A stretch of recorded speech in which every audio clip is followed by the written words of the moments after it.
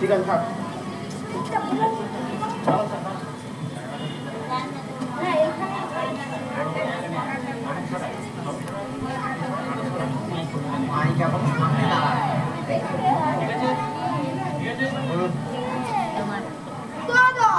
আজ কিন্তু তোমাকে জিততেই হবে, নইলে চলবে না। আরে চলবে না তো কি, আমার তিনটা লক্ষ্যভ্রষ্ট হলেও এই জগৎ সংসার যেমন চলছিল ঠিক তেমনই চলবে। আর যদি নাই বা চলতো তবুও আমার জেতবার কোনো সম্ভাবনা আমি দেখছি না। দাদা, তুমি যদি হারো তবে আমি ইচ্ছাপূর্বক লক্ষ্যভ্রষ্ট হব। না ভাই, ছেলে মানুষই করো না, ওস্তাদের নাম রাখতে হবে। যুবরাজ, সময় হয়েছে, ধনুক গ্রহণ করো, মনোযোগ করো, দেখো হাত ঠিক থাকে যেন। আগে খাসে পিতা, ঠিক আছে।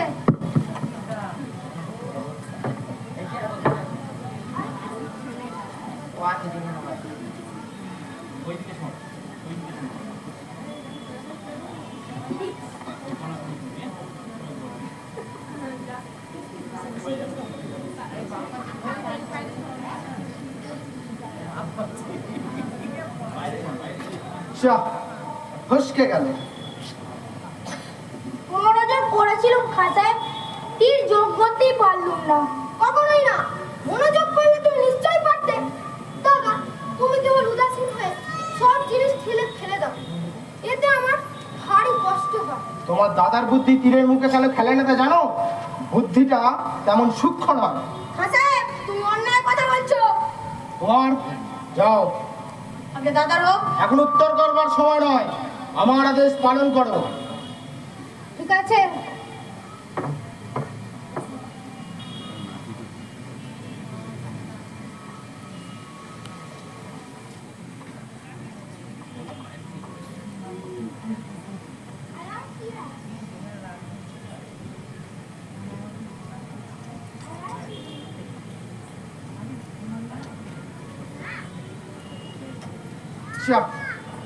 তোমার তীরও তোমার দাদার তীরের দিকে অনুসরণ করেছে, লক্ষ্যের দিকে লক্ষ্যও করেনি। ভাই, তোমার তীর অনেকটা নিকট দিয়ে গিয়েছে, আর একটু হলেই লক্ষ্যবিদ্ধ করতে পারতো। লক্ষ্যবিদ্ধ তো হয়েছে, তোমরা দূর থেকে স্পষ্ট দেখতে পাচ্ছ না। ওই যে বিদ্ধ হয়েছে। না রাজগণ, লক্ষ্যবিদ্ধ হয়নি, তোমার দৃষ্টির ভ্রম হয়েছে। আমার ধনুর্বিদ্যার প্রতি তোমাদের কারোর বিশ্বাস নেই বলেই তোমরা দেখেও দেখতে পাচ্ছ না। ইন্দ্রকুমার। আগে খাসে কাছে। ভাই, আমি অক্ষম, তাই আমার ওপর রাগ করে থাকাটা তোমার উচিত নয়। তুমি যদি লক্ষ্যভ্রষ্ট হও তাহলে এই ভ্রষ্ট লক্ষ্য তীর আমার হৃদয় বিদীর্ণ করবে, এ তুমি নিশ্চয়ই জেনো। ঠিক আছে দাদা, আমি চেষ্টা করব।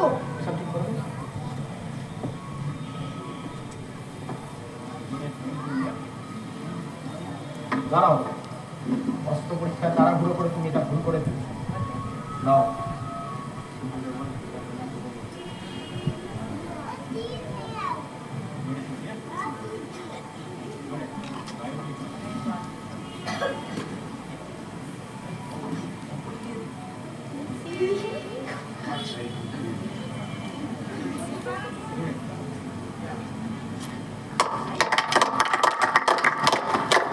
পুত্র, আল্লাহর কৃপায় তুমি দীর্ঘজীবী হও। মহারাজ মধ্যম কুমারী পুরস্কারের পাত্র, যেরূপ প্রতিশ্রুত আছেন তা পালন করুন। না মহারাজ, পুরস্কার আমারই প্রাপ্য, আমারই কি লক্ষ্যে বিধে আছে। কখনোই না। সাহেব, পরীক্ষা করে আসুন। ঠিক আছে, আমি দেখে আসছি।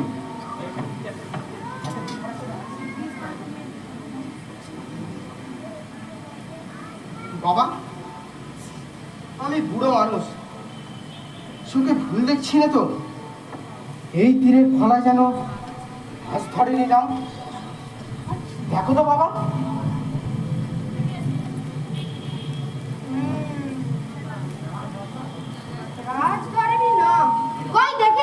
হ্যাঁ মহারাজ।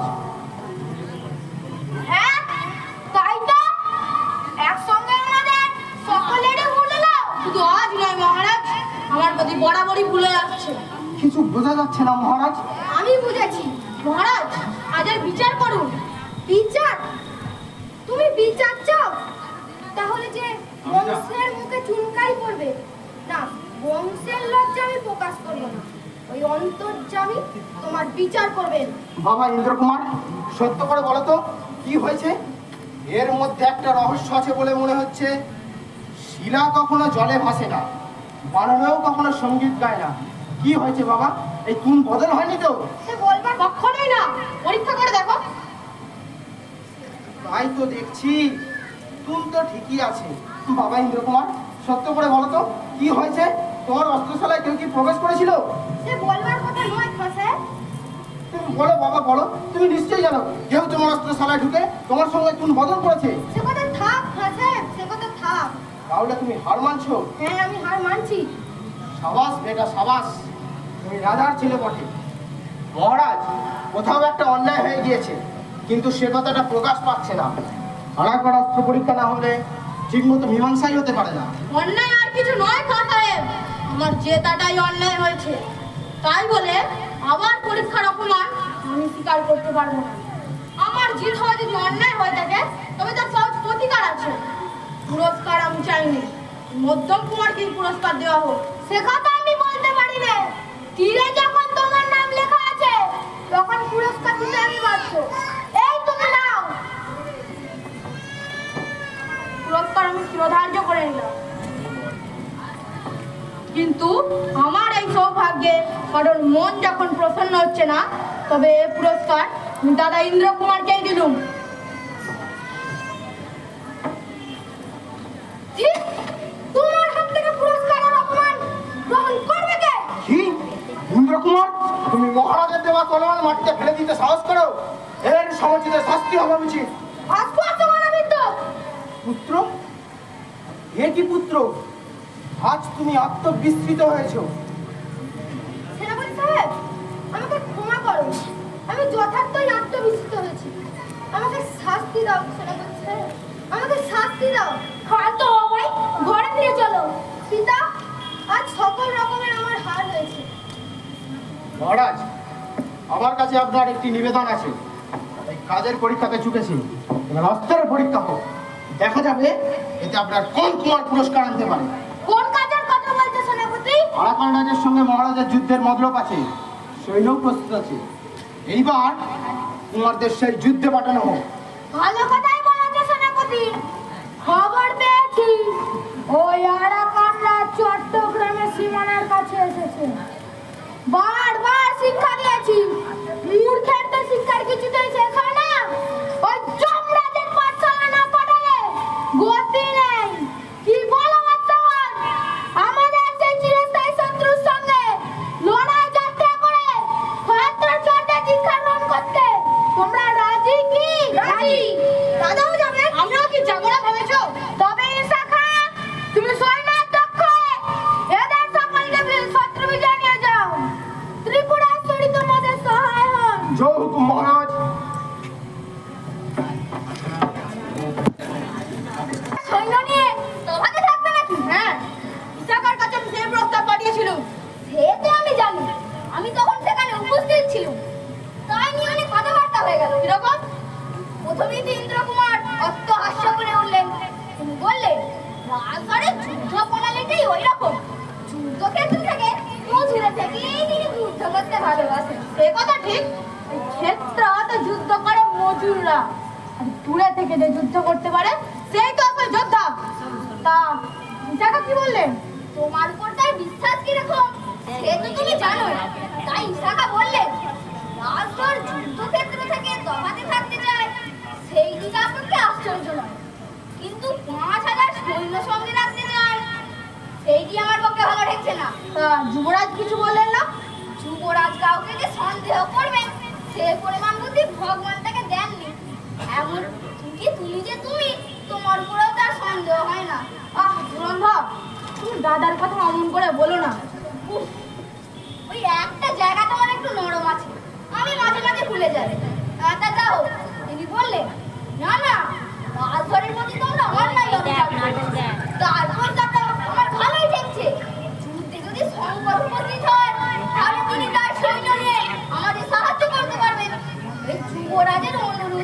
বিশাখা তোমার প্রস্তাবে রাজি হলো, নইলে তারপরে ইচ্ছে ছিল না। আলাদা যাও, তোমার আলাদা থাকবার মতলবটা বুঝতে পারছি না। ওদের সঙ্গে একত্রে মিলে যুদ্ধ করে আমার লাভ কি? জিত হলে তো সেদিনকে কেউ আমার জিত বলবে না। তবু ভুলেও তো তোমার কেউ নাম করতে পারে, কিন্তু তফাতে বসে থাকলে যুদ্ধে জয় হলো তোমার অপজয়, হারলে তো কথাই নেই। আমার এই 5,000 সৈন্য নিয়ে আমি যুদ্ধে জিতবো এবং একলাই জিতবো। ছোট কুমারের জয় হোক। কি রে, যুদ্ধের খবর কি? আগে লড়াই তো সমস্ত দিন ধরে চলছে, কিন্তু এখনো পর্যন্ত শত্রুদের ভুয়ো বের করতে পারিনি। সূর্য তো অস্ত যাওয়ার বেশি দেরি নেই, অন্ধকার হয়ে এলে বোধহয় যুদ্ধ আজকের মতো বন্ধ রাখতে হবে। ঠিক আছে, তুমি যাও, আরো খবর নিয়ে এসো। কুমার, প্রণাম কুমার। কে তুমি? আজকে আমি বরংকে জুয়ার আমাকে পাঠিয়ে দিয়েছে, সেওটা 2 গুণ হয়ে গেল। আপনার যেখানে থাকার কথা ছিল সেখানে আপনার কোনো চিহ্ন না পেয়ে বহু সন্তান এখানে এসেছি। তা যুবরাজের আদেশ কি? শত্রু সৈন্যের সংখ্যা আমরা যেরকম অনুমান করেছিলাম তার চেয়ে ঢের বেশি। যুদ্ধ খুব কঠিন হয়ে গেছে। কুমার ইন্দ্রকুমার তার অশ্বারোহী দল নিয়ে শত্রু সৈন্যের উত্তর দিকে আক্রমণ করছে। আর কিছুক্ষণ সময় পেলেই তিনি শত্রু সৈন্যকে একেবারে নদীর কিনারা পর্যন্ত হটিয়ে আনতে পারতেন। তাই নাকি? তা সময় পেলে কি করতে পারতেন? সে কল্পনা করে বিশেষ লাভ দেখি নেই, কিন্তু সময় পাননি বলে মনে হচ্ছে। শত্রু সৈন্যকে যখন প্রায় টলিয়ে এনেছেন এমন সময় খবর পেলেন যে যুবরাজ সংকটে পড়েছেন, শত্রু তাকে ঘিরে ফেলেছে। বিশাখা তখন অন্যদিকে যুদ্ধে নিযুক্ত ছিলেন। তিনি খবর পেয়ে বললেন যে তিনি যুবরাজকে উদ্ধার করতে আসেনি, তিনি যুদ্ধে জিততে এসেছেন। আমি এখান থেকে নড়তে গেলেই শত্রু সুবিধা পাবে। দাদা কি তবে? না, তার কোনো বিপদ হয়নি। বিশাখাটাকে তার ইন্দ্রকুমারটাকে তার দল সৈন্য নিয়ে উদ্ধার করেছে, কিন্তু এই গোলমালে আমাদের যুদ্ধ ব্যাঘাত ঘটলো। আপনাকে সন্ধান করতে চারিদিকে দূত গিয়েছে, আপনার সাহায্য না হলে বিপদ ঘটতে পারে। অতএব আপনি আর বিন্দু মাত্র বিলম্ব করবেন না। না, আমি আর বিন্দু মাত্র বিলম্ব করবো না। তুমি যাও, বিশ্রাম করো। কি কুমার, তুমি যাচ্ছ নাকি? যাচ্ছি বটে, কিন্তু ওদিকে নয়, অন্যদিকে। বাড়ির দিকে? তুমিও কি জায়গার কাছে বিদ্রুপ অভ্যেস করেছো? বীরত্ব যার খুশি তিনি দেখান, কিন্তু যুদ্ধে জয় করে যদি কেউ বাড়ি ফেরে তবে সেটাই রাজধর। পুরন্দর, যাও তুমি, দেখো গে আমার শিবিরে কোথাও যেন কেউ আগুন না জ্বালে, একটি প্রদীপও যেন জ্বলতে না পারে। আচ্ছা, আমি সকলকে সতর্ক করে দিচ্ছি, কিন্তু কি তোমার অভিপ্রায় একটু খুলেই বলো না। তুমি যদি আমাকে আর আমি যদি তোমাকে সন্দেহ করি তাহলে তো এই পৃথিবীতে আমাদের দুটোর ভর দেওয়ার জায়গায় থাকলো না। তবে শোনো, আজ রাতে গোপনে আমি সৈন্য নিয়ে নদী পার হয়ে যাব। হঠাৎ আরাকান রাজের শিবিরে উপস্থিত হয়ে তাকে বন্দি করবো। এখানে কোথায় পার হবে? ঘাট তো নেই। পথ ঘাট আমি সমস্তই সন্ধান করে রেখেছি। সূর্য তো অস্ত গেল, 2.5 প্রহর রাতে চাঁদ উঠবে। তার পূর্বেই আমাদের এই কাজটি শেষ করতে হবে। অতএব বিন্দু মাত্র দেরি করা চলবে না। তুমি প্রস্তুত হও। আচ্ছা, আমি যাচ্ছি। আর শোনো, যুবরাজের দূত যেন ফিরে যেতে না পারে, একে বন্দি করে রাখো। ঠিক আছে।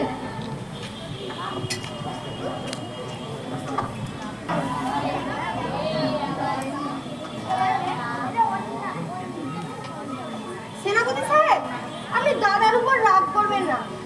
আজ রাতে সৈন্যরা বিশ্রাম করুক, কালকে আমরা যুদ্ধে জয়লাভ করে আসবো। দেখো বাবা, আগুন যত শীঘ্র নেমানো যায় ততই মঙ্গল। তাকে সময় দিলে কিসের থেকে কি হয় তার টের পাওয়া যায় না। আজই আমরা জিতে আসতুম, কেবল তোমার দাদা নিতান্ত শত্রুদের মাঝখানে খামোকা জড়িয়ে বসলেন, আমাদের সব পণ্য হয়ে গেল। নির্মমের মতো কেন বলছো ভাষা? বলে বীরের মতো। তিনি সামান্য কয়েকজন সৈন্য নিয়ে যেখানে গিয়ে পড়েছিলেন সেখানে কেবল নির্বোধই যেতে পারে। না, সেখানে বীর না হলে প্রবেশ করতে পারে না। আচ্ছা বাবা, আচ্ছা, তোমার কথাই মানছি, কিন্তু শুধু বীর নয়, নির্বোধ বীর না হলে কেউ যেতে সাহস করে না। কিন্তু তাতে তোমার লড়াইয়ে তো কোনো ব্যাঘাত ঘটেনি। খুব ব্যাঘাত ঘটেছিল। আমার সৈন্যরা সব চঞ্চল হয়ে উঠল। তাদের কি আর লড়াই মন ছিল? আমাদের সৈন্যদের মধ্যে একজনও নেই যিনি যুবরাজের বিপদের খবর শুনে ঠিক থাকতে পেরেছিলেন। কিন্তু সেনাপতি সাহেব, আমাদের রাজদরের খবর কি? আমি সমস্ত দিকে দূত পাঠিয়েছিল, কেবল একজন ছাড়া সমস্ত দূতই ফিরে এসেছে। কোথাও তার কোনো সন্ধান পাওয়া যায়নি। ওই সেনাপতি পালিয়েছে। হাসির কথা নয় বাবা। তো কি করবো সেনাপতি সাহেব? আমি খুশি হয়েছি আমরা যুদ্ধ করে মরতুম, আর ও যে আমাদের খ্যাতিতে ভাগ বসাতো সে আর সহ্য হতো না। তার চোখ ভেঙেছে, ভালোই হয়েছে। এবারকার অস্ত্র পরীক্ষায় তো আর বাকি চলবে না। কিন্তু সেইবার অস্ত্র পরীক্ষায় কি হয়েছিল সে তো তুমি আমায় কিছু বলনি। সে বলবার কথা নয় খান সাহেব, সেবার আমি হেরেছিলাম। তীর ছুঁড়ে হারুনি বাবা, রাগ করে হেরেছিল।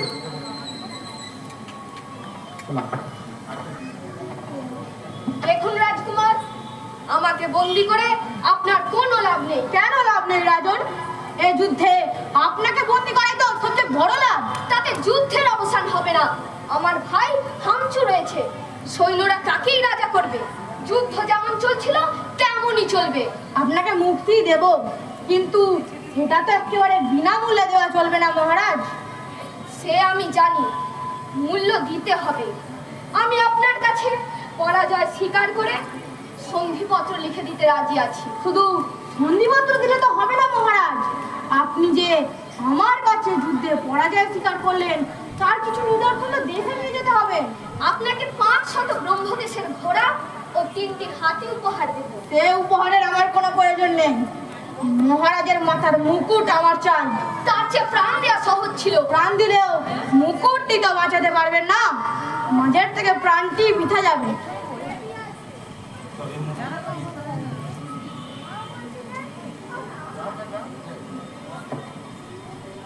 তবে মুকুট নিন, তবে ওই মুকুটের সহিত আরাকান রাজের চিরস্থায়ী শত্রুতা আপনি ঘরে নিয়ে যাচ্ছেন। যতদিন না ওই মুকুট আমরা ফিরে পাবো, আমার রাজ দরবারে শান্তি থাকবে না। এই তো রাজার মতো কথা। আমরাও তো শান্তি চাই না মহারাজ, আমরা ক্ষত্রিয়। আর একটি কর্তব্য বাকি আছে, শীঘ্র যুদ্ধ নিবারণ করে এক আদেশপত্র আপনার সেনাপতির নিকট পাঠিয়ে দিন। ওপরে এতক্ষণ যুদ্ধের উদ্যোগ চলছে। এখনই আমার আদেশ নিয়ে দূত যাবে। তাহলে চলুন সন্ধিপত্র লেখার ব্যবস্থা করা যাক। চলুন।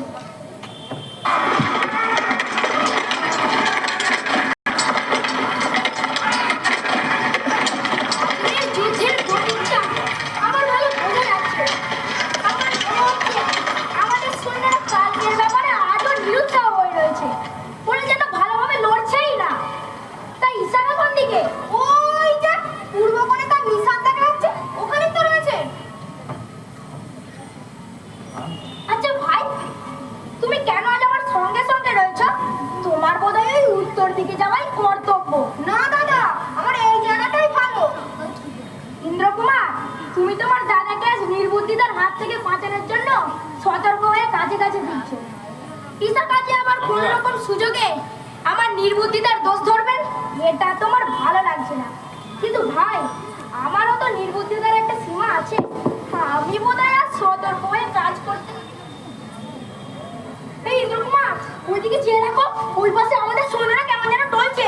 আমার কিন্তু ভালো বোধ হচ্ছে না। এক্ষুনি ওরা পালাতে আরম্ভ করবে। এই তুমি না হলে ওদেরকে কেউ ঠেকাতে পারবে না। আমার নিয়ে তোমার কোনো ভয় নেই। তুমি ওইদিকে যাও ভাই, তুমি ওইদিকে যাও। এ কি? এ কি? তাই এ কি? তাই তো শত্রু সৈন্যরা হঠাৎ যুদ্ধ থামিয়ে দিল কেন? ওই যে সন্ধির নিশান উড়িয়েছে। ওদের তো পরাজয়ের কোনো লক্ষণ ছিল না। আমার মনে হচ্ছিল আজকের যুদ্ধে আমাদের সৈন্যরাই টলমল করছে। যুবরাজের জয় হোক।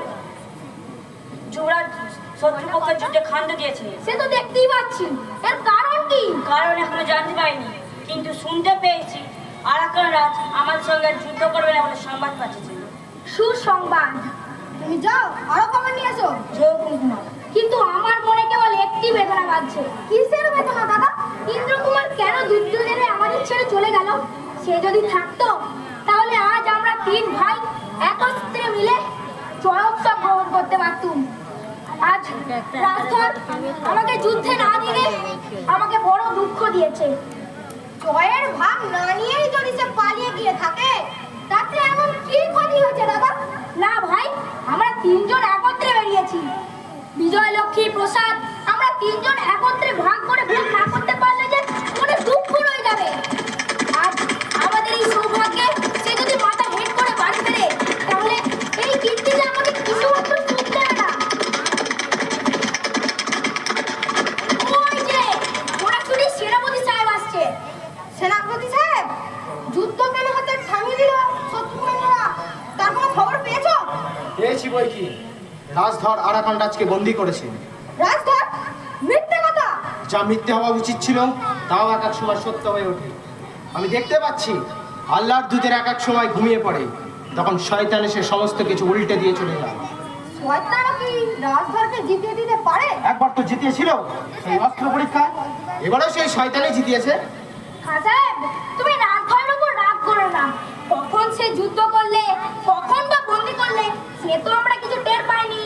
কাল তাছাড়া সে সন্ধ্যা- যদি জিতে থাকে, তাহলে সেই জিত তো আমাদেরই জিত। কাল সন্ধ্যার পরে আমরা যখন যুদ্ধে ক্ষান্ত দিয়ে শিবিরে ফিরে এলাম, রাজধর গোপনে নদী পার হয়ে হঠাৎ আরাকান রাজের শিবিরে প্রবেশ করলো এবং তাকে বন্দি করলো। আমাদের সাহায্য করবার জন্য আমি যেখানে তাকে প্রস্তুত থাকতে বলেছিলাম সেখানে সে ছিলই না। আমি সেনাপতি, আমার আদেশে মান্যই করিনি। অসহ্য! এর জন্য তার শাস্তি পাওয়া উচিত। শুধু কি তাই, এই যুবরাজ উপস্থিত থাকতে কিনা নিজের ইচ্ছা মতো সন্ধিপত্র রচনা করে। এর শাস্তি না দিলে অন্যায় হবে। এই সহজ কথাটা তোমার এই দাদাকে বুঝিয়ে দাও। রাজধর, তুমি কাপুরুষতা প্রকাশ করেছো। তোমার মতো যুদ্ধে ভঙ্গ দিয়ে পুরস্কার প্রকাশ করতে আমি এত দূর আসিনি। আমি যুদ্ধে জয় করতে এসেছিলাম। তুমি যুদ্ধ করেছো এবং যুদ্ধে জয় করেছো। জয় লক্ষ্মীর মুখ ত্যাগ করে লজ্জায় লাল করে তুলেছো। হতে পারে তা প্রণয়ের লজ্জা, কিন্তু তিনি যে আমাকে বরণ করেছেন তার সাক্ষীই। এ মুকুট কার? এই মুকুট আমার, আমার জয় পুরস্কার। যুদ্ধ থেকে পালিয়েছো তুমি। তুমি পুরস্কার পাবে কিসে? এ মুকুট যুবরাজই পারবে না, এই মুকুট আমি পরবো। রাজধর ঠিক কথাই বলেছেন। ওর জয়ের দল তো উনিই পড়বেন। উনি শিগাল বৃত্তি অবলম্বন করে যুদ্ধের নিয়ম লঙ্ঘন করেছেন। উনি পাবেন মুকুট। ভাঙাহাড়ির কানা করে যদি দেশে যান তবেই এর আগে সাজবে। আমি যদি না থাকতাম ওই ভাঙা হাড়ের কানা তোমাদের করতে হতো। এতক্ষণ থাকতে কোথায়? যেখানেই থাকি তোমার মতো পালিয়ে থাকতুম না। অন্ধ্রকুমার, তুমি অন্যায় বলছো ভাই।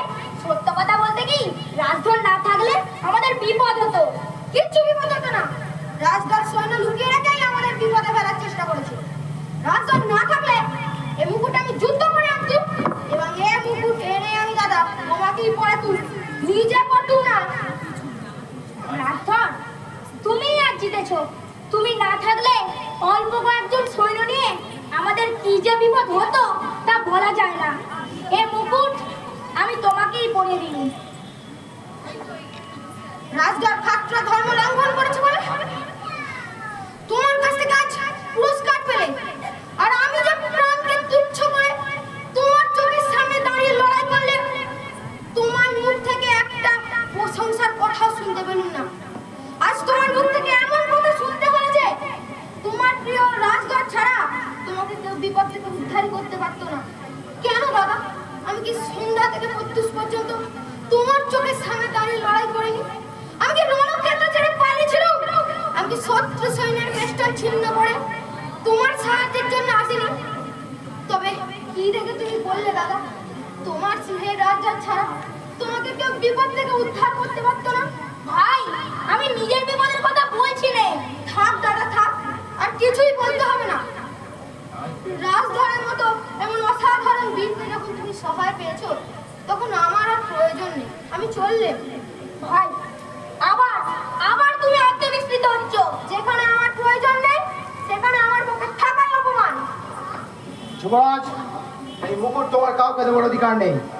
আমি সেনাপতি, আমি এই মুকুট যাকে দেবো এই মুকুট তারই হবে। না, এ মুকুট আমি নিতে পারি রে। তবে থাক, উনি যুদ্ধের নিয়ম লঙ্ঘন করেছেন। উনি পাবেন মুকুট, উনি শাস্তির যোগ্য। এ কর্ণফুলি চলে যা। দাদা, তুমি সাক্ষী রইলে, এ আমি কোনোদিন ভুলবো না। আরে এইটাই কি সকলের থেকে মনে রাখবার কথা? মুকুটটা যদি জলে গিয়ে থাকে তাহলে তার সঙ্গে ওর সমস্ত লাঞ্ছনাও যায়। তোমরা যা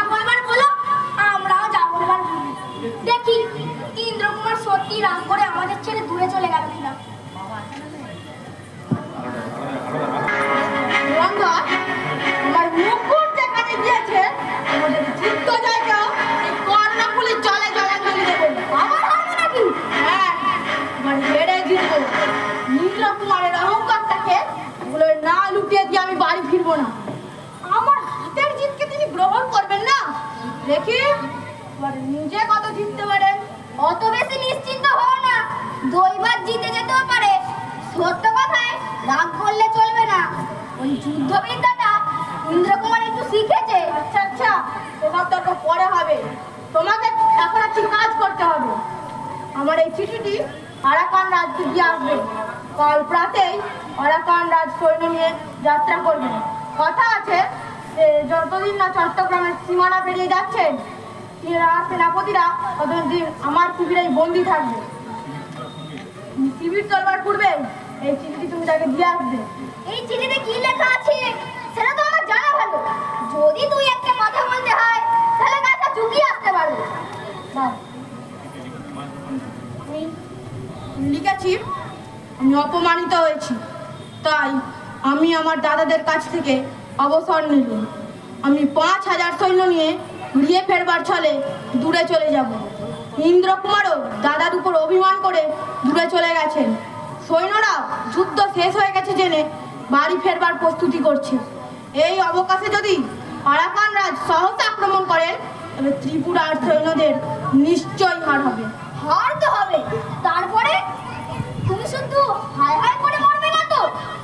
আগুন যদি লাগাতে হয় তাহলে নিজের ঘরে চালটা সামনে লাগাতে হবে। দেখো ধুরন্ধর, আমাকে সাবধান করে দেওয়ার জন্য আর কারোর বুদ্ধির প্রয়োজন হবে না।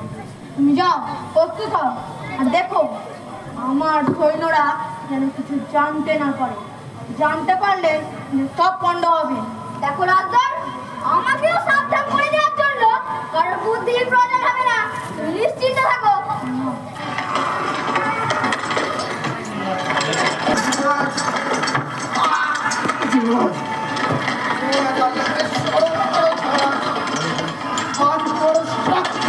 সময় এসেছে।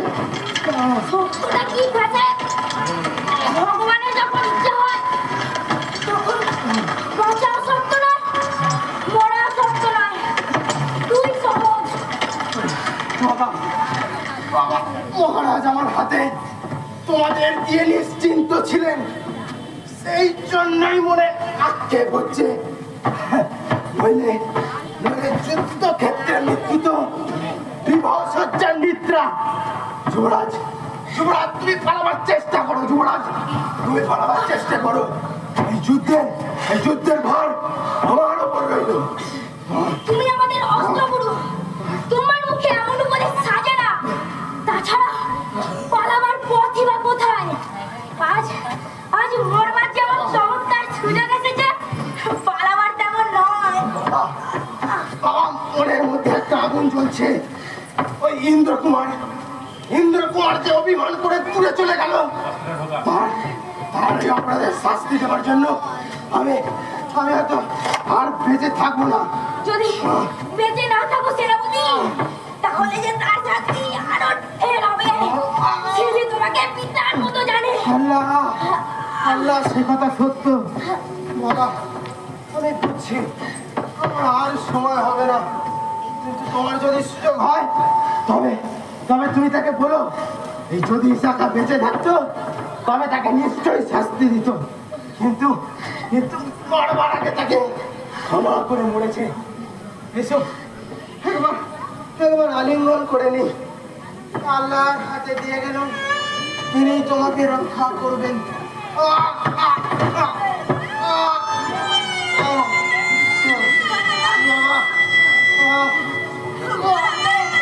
কতদিন কত অপরাধ করেছি, আজ তা সব মার্জনা করে যাও। বাবা, বাবা, জন্মকাল থেকে তোমাকে দেখছি, কোনোদিন কোনো অপরাধ তুমি জন্মতে দাওনি।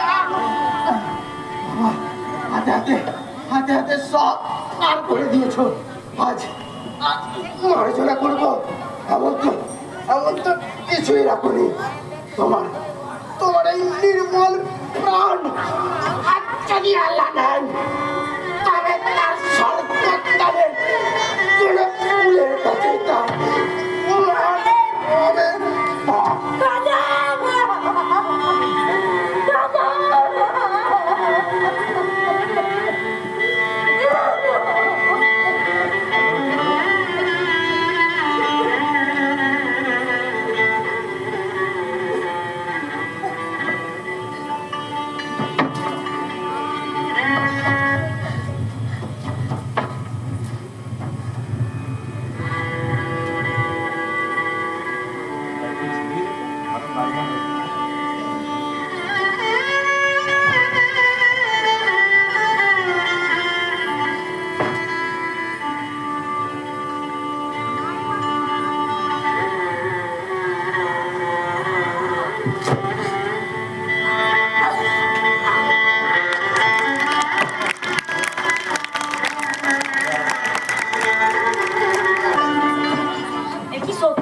কি জানি ভাই, শুনছি তো তাই। তবে তো সর্বনাশ হবে। চল চল, ভালো করে খোঁজ করি। চল চল চল।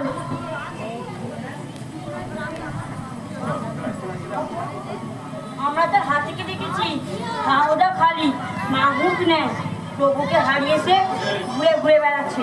আমাদের সেই দশাই হয়েছে। কোন দিকে পড়েছে কেউ দেখেনি। তা তো কেউ বলতে পারিনি।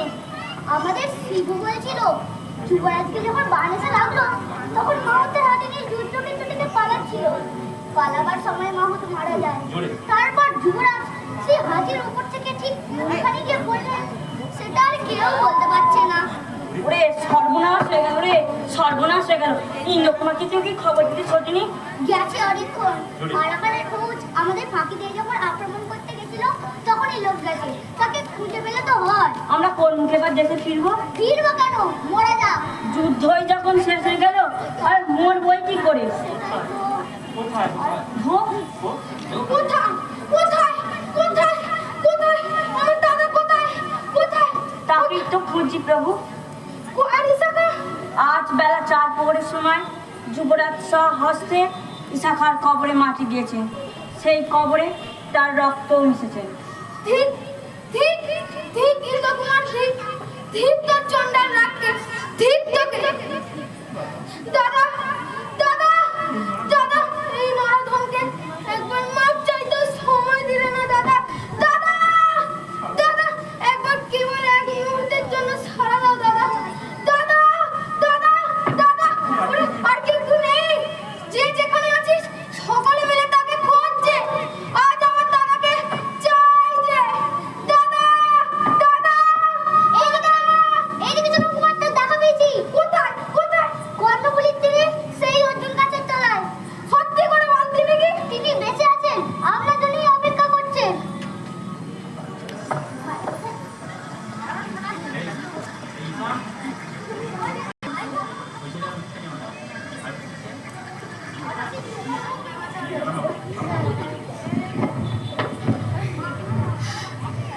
ওরে একটু সরিয়ে দে রে, একটু সরিয়ে দে। আজ আজ আকাশের চাঁদটাকে একটু দেখে নি। কেউ কি নেই? একি একি গাছেরই ছায়া নাকি?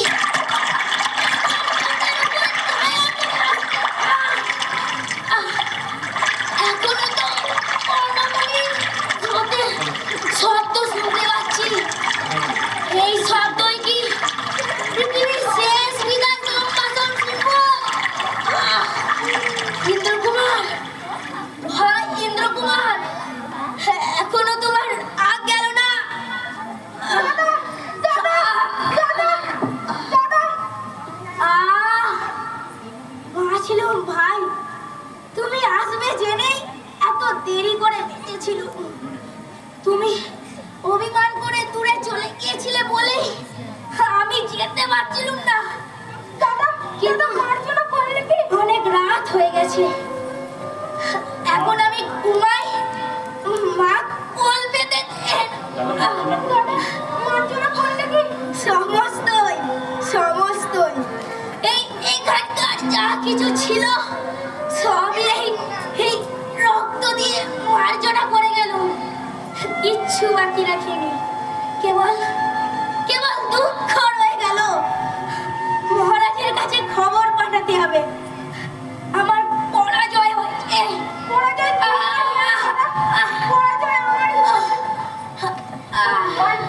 কুমার রাজধর যুবরাজের পরাজয় কেনার জন্য পাথরে দাঁড়িয়ে পাঠিয়েছেন। কখনোই না, কিছুতেই না। ডাকো ডাকো, তাকে ডাকো। দাদা, আবার আবার ভাই।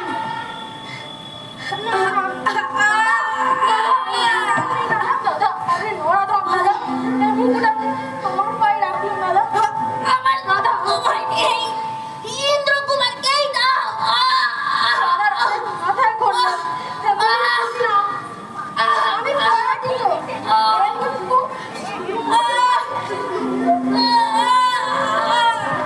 দাদা দাদা।